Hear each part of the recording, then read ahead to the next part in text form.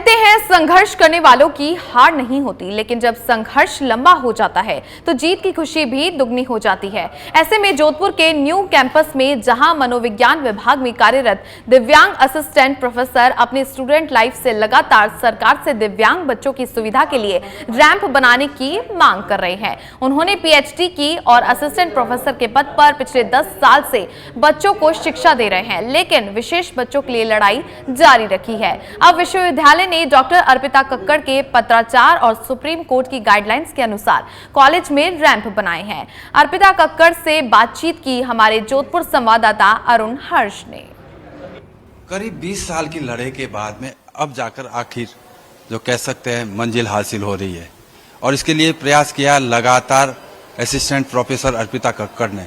उन्हीं से जानते हैं किस तरह का आपका ये सफर रहा था, और अब जाकर जब ये सरकार ने उनकी बात को माना है, कितना खुश महसूस कर रहे हैं। मैडम, किस तरह का आपका सफर रहा जब आप डिसेबल होके यहाँ आते थे पढ़ाने बच्चों को, खुद भी पढ़ने आए, उसके बाद खुद पढ़ाने लगे, और अब जाकर कहीं आपका सपना जो आपने सिर्फ अपने लिए नहीं और भी कोई इस तरह के डिसेबल बच्चे हो जिनके लिए कार्य आ सकेगा रैंप? सर, मुझे यहाँ पे आते हुए करीब 20 साल हो गए। मैंने पढ़ाई यहाँ से करी, पीएचडी यहाँ से करी, लेकिन आज तक मैंने डिपार्टमेंट देखा नहीं। बहुत सारी कोशिशें हुई, बहुत सारी एप्लीकेशंस लिखी गई। मैं यूनिवर्सिटी ने हमेशा मेरा बहुत साथ दिया। मुझे नीचे यहाँ बीएड ब्लॉक में हमेशा कमरा मिला, सब कुछ रहा, लेकिन मैं कभी भी डिपार्टमेंट का पार्ट नहीं बनी। जो भी ऊपर से इंस्ट्रक्शंस आते मुझे फॉलो मैं कर लेती थी, लेकिन जितने भी डिपार्टमेंट में फंक्शंस होते थे कभी मैं उसका पार्ट नहीं बनी। इसलिए मैंने काफी कोशिशें करी।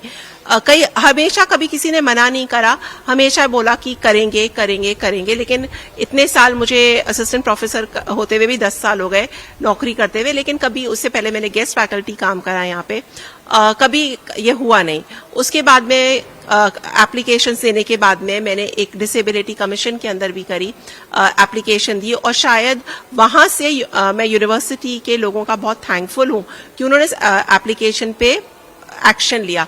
लेकिन सबसे बड़ा जो थैंकफुल मैं रहूंगी वो रहूंगी हमारे हेड का, एलन बुनकर सर का, जिन्होंने मुझे बार बार इंस्टिगेट करा। उन्होंने बहुत ज्यादा मुझे मोटिवेट करा कि अर्पिता तुम एप्लीकेशन दो, क्योंकि वो हमेशा से चाहते थे कि किसी भी तरीके से मेरा डिपार्टमेंट में मैं एक एज अ फैकल्टी मेंबर में वहां पर उनके साथ आऊं, ऊपर आऊं। तो उनका एक बहुत बड़ा मोटिवेशन फैक्टर इसके अंदर है, और उसके अब काफी लड़ाई के बाद में अब हमारा रैंप जो है ऑलमोस्ट फिनिशिंग पर है, और आई थिंक अनदर 1 महीने के अंदर वो तैयार हो जाएगा। अब आप क्लास में भी जा सकेंगे, बच्चों को पढ़ा सकेंगे अपने इच्छा से। जो जहां क्लास अटेंड, पहले बच्चों को दूसरी क्लासों में शिफ्ट किया जाता था, लेकिन अब जाकर आप बच्चों को पढ़ाने के लिए उसी की क्लास में जा सकेंगे। जी बिल्कुल। अब कई बार बच्चों को, जैसे हम यहाँ पे, मैं नीचे क्लास लेती हूँ, यहाँ पे कहीं एग्जाम चल रहा है तो हमें रिक्वेस्ट करी जाती थी, मैम आज क्लास खाली नहीं है, आप बाहर चले जाए। तो कई बार ऐसे भी मौके आए हैं जहाँ पे हमने, क्योंकि बच्चे पढ़ने में वो रहते थे, हमने ओपन ग्राउंड में भी क्लास ली है,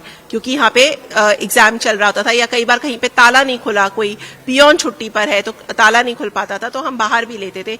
इससे अब मैं बहुत ज्यादा एक्साइटेड हूँ कि अब रैंप बनने से मैं अपने डिपार्टमेंट को पहली बार देख पाऊंगी फिजिकल वे में।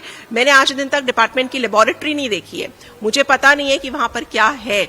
मैं पीएचडी भी कराती हूँ, मेरे कुछ स्टूडेंट्स जो है वो एक्सपेरिमेंटल स्टडीज भी करना चाहते हैं, क्योंकि लेकिन जब मैंने वो एपरेटस देखे ही नहीं है तो मैं उनको वो रिसर्च नहीं करवा पा रही थी। तो आई एम वेरी एक्साइटेड कि अब मैं रैंप बनने से उस जगह पे जा पाऊंगी और वो अपना डिपार्टमेंट को देख पाऊंगी।